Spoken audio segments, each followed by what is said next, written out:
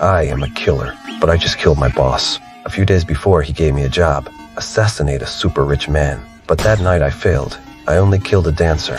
In that moment, I knew I had to be careful. In this line of work, failure costs you. If you fail on a big target, the employer turns on you. I did everything to lose the hunters on my trail. I thought I shipped them off, but they had already found my home in the countryside. They wanted my location, so they cut my wife's face. I hated them in that moment. I stopped hiding.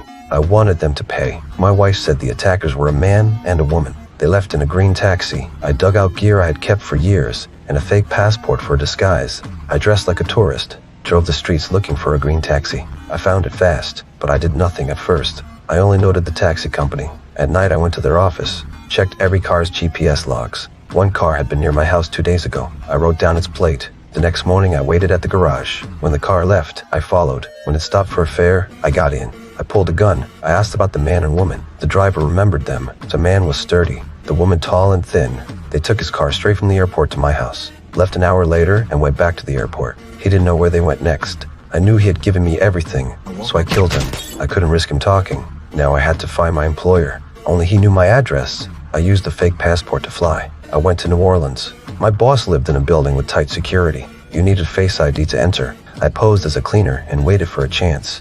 Soon a courier opened the door. I grabbed a trash bin and followed, but there was another locked door. I crouched and pretended to drink water. The courier came back out. I jammed the door with my foot. I walked in with a gun and a toolkit. The secretary froze when she saw me, but my target was not her. I ordered she to tie the boss to a chair. Then I tied her in the bathroom. The boss knew why I was there. The employer wanted me dead after I failed. My boss was a businessman. He gave the hit and my address. I pressed him for the client's name, but he refused to speak.